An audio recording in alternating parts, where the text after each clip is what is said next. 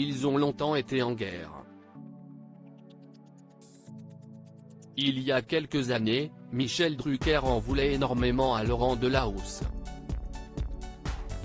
Pour Le Parisien, CIST en 2018 qu'il expliquait « De toute ma vie, je n'ai jamais critiqué un confrère, j'ai été d'une loyauté et d'une fidélité indéfectible au service public. Mais là, c'est net trop. Parce que Laurent Delahousse n'est pas un mec bien. Il a demandé ma place pendant près de 10 ans. Chaque saison, il menaçait la direction de partir s'il n'avait pas le 19h alors que j'étais une locomotive pour son journal. Au départ, je ne le croyais pas. Jusqu'au jour où il l'a dit ouvertement. Ça m'a peiné. J'ai trouvé ça surréaliste. Il a été d'une inélégance incroyable. Amer, l'animateur ajoutait, en interne, je ne suis pas le seul à le penser. À l'époque, je lui ai écrit. Il a essayé de me faire croire qu'il était la courtoisie incarnée. Je n'ai aucune rancune, mais j'ai de la mémoire. Alors que Michel Drucker est actuellement dans un centre de rééducation après son séjour à l'hôpital, la coproductrice de Vivement Dimanche, Françoise Coquet a fait quelques révélations sur les dessous de la réconciliation des deux stars.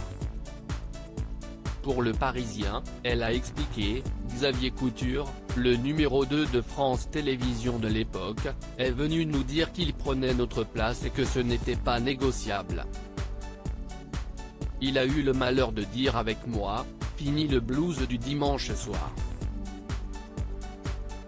CIST pour ça que Michel a raconté que ce n'était pas un mec bien. À notre âge, on peut se le permettre. Après ça, sa femme, Alice Talioni, m'a envoyé un SMS pour me dire qu'on ne le connaissait pas vraiment. Et ça s'est arrangé autour d'un déjeuner. On a beaucoup de points communs l'année dernière, CIST toujours pour Le Parisien que Michel Drucker avait révélé que CIST autour d'un bon repas qu'ils s'étaient réconciliés, depuis, on s'est retrouvés. Il est venu déjeuner à la maison en apportant une bonne bouteille de Bordeaux.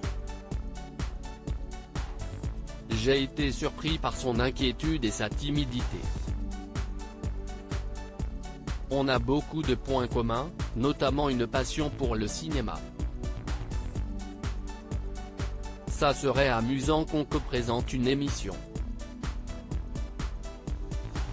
Preuve que tout va bien, Laurent Delahousse avait adressé un tendre message à la star de 78 ans à la fin de 20h30 le dimanche, le 27 septembre dernier, un clin d'œil amical et des vœux de bon rétablissement à Michel Drucker, qui vient d'être opéré, et à qui on pense ce dimanche soir.